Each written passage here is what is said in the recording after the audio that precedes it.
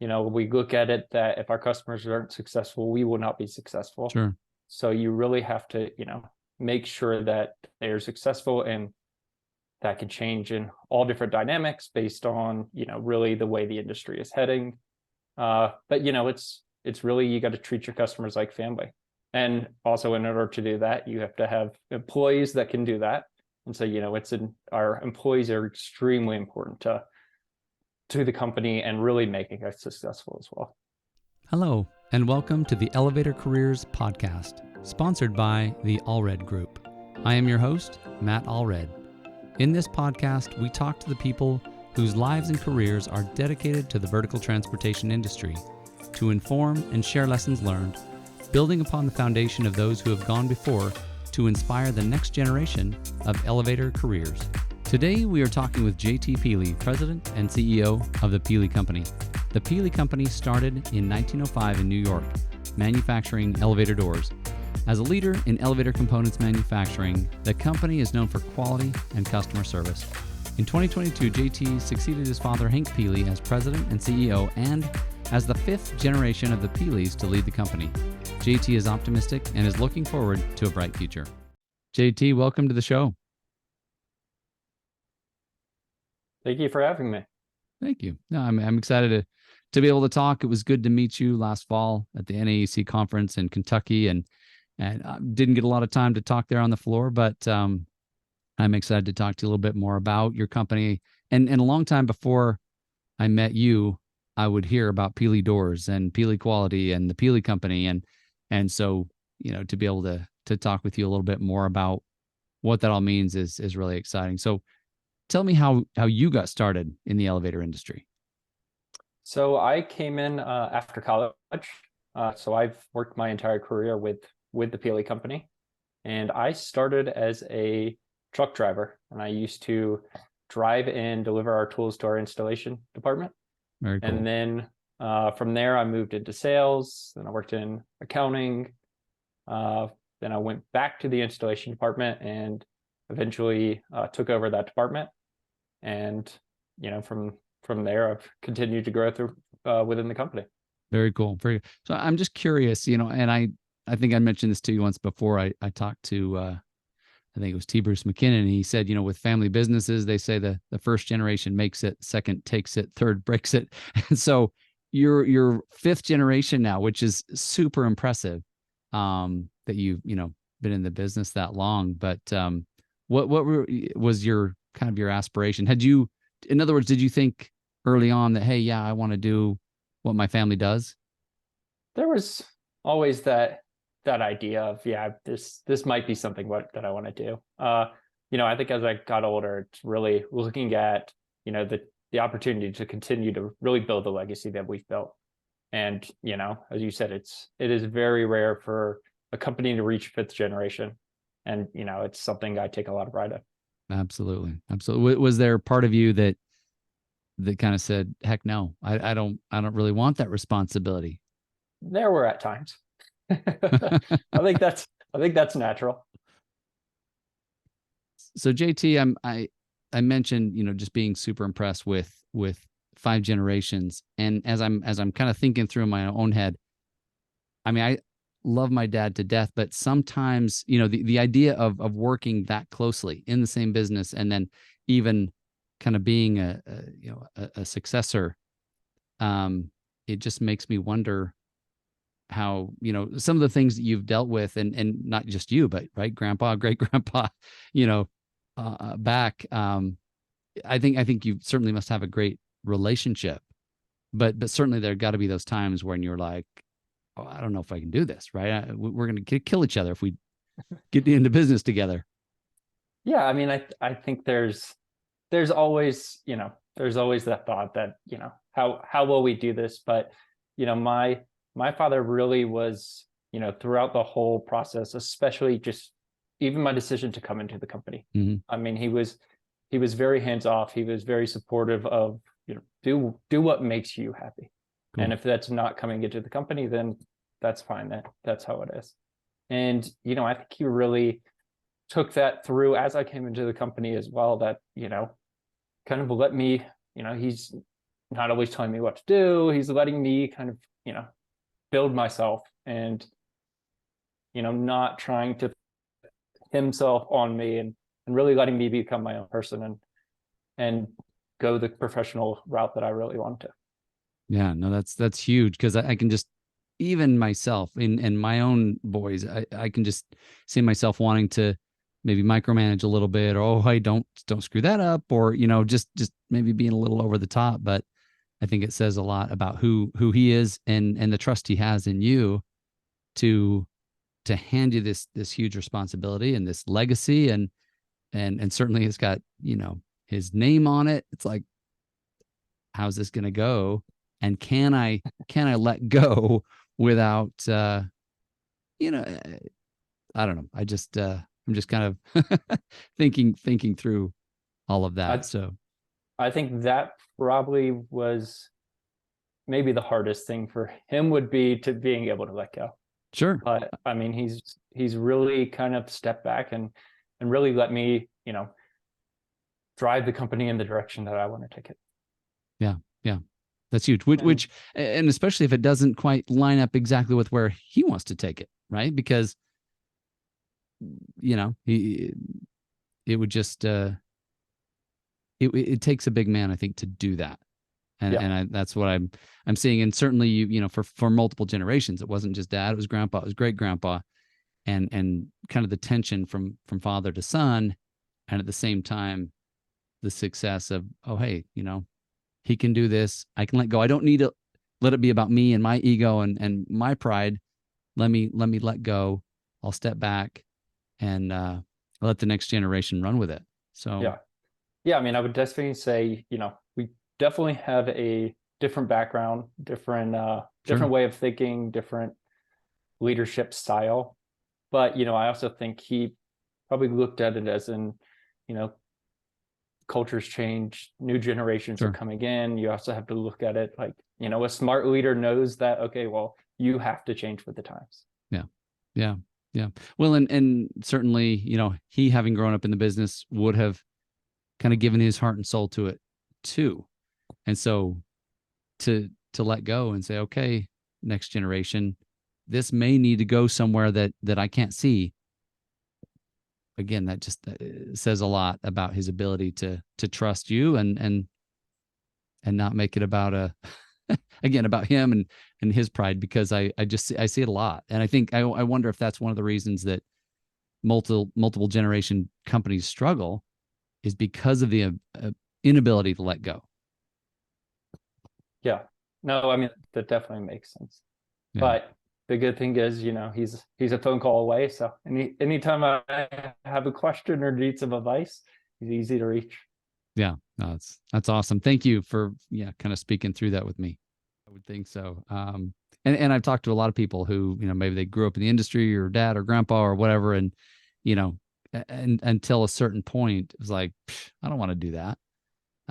But then something happens. Was there a moment or a point where it just kind of clicked and you were like, this is where I see myself? I think it was probably sometime in college when I really thought about it and started thinking about, what career path do I really want to take? Mm-hmm. And that's when it really clicked on me that, this is the way I want to go. Yeah. What were you studying in college, if I may? So I studied anthropology and economics. Cool. I mean, economics probably a little more in line with business, I guess, but I guess anthropology is all about people. So if you're going to be a leader of people. Yeah. I mean, that's, I think I took a lot away from that. Just really helped me understand that, the people's culture and their background is extremely important in, really how you have a business relationship with them. It's, to motivate people, you need to know what drives them. And a lot of that's based on their cultural background. Very much so. Yeah. What do they want? What do they expect? What do they need? And if you're not providing those things, they're not going to stick around long. So certainly to keep the company going.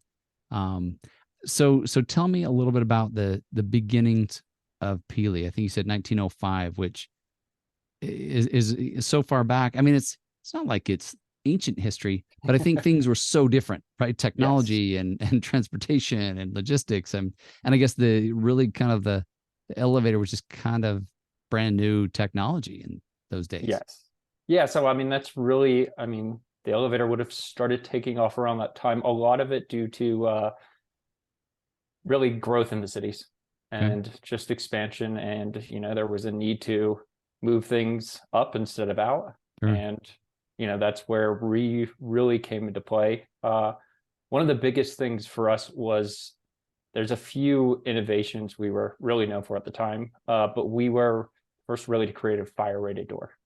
Okay. And that made a huge difference as the buildings began to grow and things started to grow up. So was that kind of an invention, or I mean, had they said there's a need for that, or what? I'm just curious what spurred that on. There was, I think, a requirement at some point, and we actually, I believe, might have already had it in place. Oh, okay. So you were kind of ready to go when the requirement came in. Was it New York City that said, okay, this needs to be fire rated? I believe so. I don't know all the details. It I was know really you weren't there at the time for sure, but obviously, yeah, having the product already there and being able to kind of jump on that opportunity is big. So I know over time the Peelle Company had taken on some other parts, other divisions, other products, but seems to have always come back to the elevator door. Has that always been a kind of a consistent part of your business? Yes. So the elevator door, really the freight elevator door, has been with us through the entire company, through its entire lifespan. So, in the early 20s in New York, we actually started doing installations Okay. of our elevator doors. And then in the 1940s, we purchased a company and began making escalators. And Oh, then wow. in the 60s, 70s, and 80s, we really started to diversify. And that's where we went more outside of the elevator industry. And that's where we made, all kinds of glass doors, aircraft hangar doors. We did make cart lifts. So back, Okay. some things that still relate to the elevator industry. We made residence elevators at one point. And then really in the 1990s is when we really refocused. I know there was a recession in the 1990s, and that really, made us relook at the company. And that's when we really shut down all the other manufacturing facilities and kept the Canadian one. And we went back to just making freight elevator doors. So the Canadian one is where you make the elevator doors. Then is that how long have you had that presence in Canada? So actually, we Peelle Limited, so our Canadian corporation. It was created in 1926, but that was actually created, and then we licensed out our manufacturing of the elevator doors to Otis in Canada. Really? Yep. And then in the 1960s, we built a new factory in Canada, and that's really where everything started growing from there within Canada. So licensing it out, but then really kind of pulling it back in and saying, okay, we're going to do this in house. In other words. Yeah. Well, the licensing agreement ran out, Okay. and then we started competing against each other. Gotcha. Well, and I'm sure there's definitely competition in that space. Tell me a little bit about installing the doors, because you told me you're still doing that, especially in New York City, which I think is quite unique among manufacturers of elevator components. I don't know of very many others that actually go out and install their own stuff after they manufacture it. But tell me a little bit more about how that came about, and it sounds like it's still a core part of your business. Yep. Yeah. So originally it would have come about because we used to sell to the building directly. Okay. So that changed probably in the 30s or 40s, maybe. Okay. Probably 30s, closer to the 30s. So I mean, that was really, that was part of it, that somebody had to install our product, and since we were selling it directly to the building, that's really, the only way to. So I'm really trying to make sure your understand this. product. So the building would have been really been the one sourcing the product. So okay, Otis, bring us a box, and okay, you know, bring us whatever components you will, and then we've got to kind of source our other stuff. We're going to buy Yeah. the door. I don't know if we have to buy our own ropes or shifts or, how we have to put this all together, but that's kind of fascinating, just given where we've come as an industry. Yep. Yeah. And then, as that changed, I think people were just so used to having us install our own equipment that it just made sense for them to really continue to use us. I mean, we had the expertise, we are the manufacturer. Sure. So, it would have made sense for them. I think it's great. And I think it speaks a lot to your company of the fact that other contractors would say, hey, Peelle, we want your door and we want you to put it in. I'm just envisioning in my own head, a little bit of a, maybe even a power struggle of, hey, if we're going to do this, we want to do the door, but to invite in another company other than the contractor that's doing the rest of the work, I think that says a lot. Yeah. Yeah. I mean, it definitely speaks to, our product definitely. And yeah, I mean, our ability to, really provide a complete service from the beginning to the end of the elevator door. Yeah. I think it definitely speaks to the product, to your company overall, the respect they have for you, the fact that they know you're going to deliver on time and a product that, they can stand behind and you'll stand behind. And, what would you say are some of your, I mean, we're talking a little bit about the product, the quality of the product, but, what are kind of your, I don't know, just your core of your strategy as a company? Quality product being one. Yeah. So, I mean, it's, the company was built around, really providing a robust and quality product. But, what really I think makes us Peelle, makes us who we are, is really the, our customer service. So, we look at it that if our customers aren't successful, we will not be successful. Sure. So you really have to, make sure that they're successful, and that can change in all different dynamics based on, really the way the industry is heading. But, it's really, you got to treat your customers like family. And also, in order to do that, you have to have employees that can do that. And so, our employees are extremely important to the company and really making us successful as well. Absolutely. I mean, I have a quick example. So actually, when I was in New York, there was one of our customers, their elevator controller, they were about to do an inspection and their controller wasn't working. We could not send it to them, get it to them the next day. So I actually got on a flight, flew out that morning, picked up the part. Somebody met me at the airport from the factory, turned around, got back on a plane, and literally actually delivered it to them that same day. That's awesome. That's awesome. So yeah, well, I mean, you kind of prove the customer service aspect that, hey, this is going to work and we are going to get it to you. And even if we have to, go to, great lengths to make it happen. And obviously that's going to speak to them over and over and over as they think about, oh, who should we do business with when it comes to these doors? Yep. Yeah. Yeah. And I mean, there's just, I mean, there's so many people that have been in the industry for so long as well. It's so important that, you're going to work with these people for potentially the rest of your career. So, obviously first impressions matter, but, it's important to keep on servicing them and really continuing to help them. Absolutely. No. And it's interesting to hear you say that, because so many of the people I know in the industry stay in the industry. They don't want to leave. They, you kind of find their home. What do you think it is that keeps elevator professionals in the space? And, there's, to me, it's kind of something magical, and I'm always trying to find out what it is. I mean, I think it's really the relationships that people build. And it's just, I mean, it's such a close-knit community that, it just seems like when people come in, it's like, okay, well, why would I ever leave? Like, all my friends are here, so I'm actually working with my friends. And I think that's true. And I've heard that from others that, I was talking to one gentleman who'd been at it. He was in his 70s, right? Been at it 50 something years, and all my friends are here. Right. It's and every time I get together for a golf outing or a conference or something, it's kind of like a family reunion. So in my experience, there aren't very many industries that have that cohesion and that closeness. And so that's awesome. That's awesome.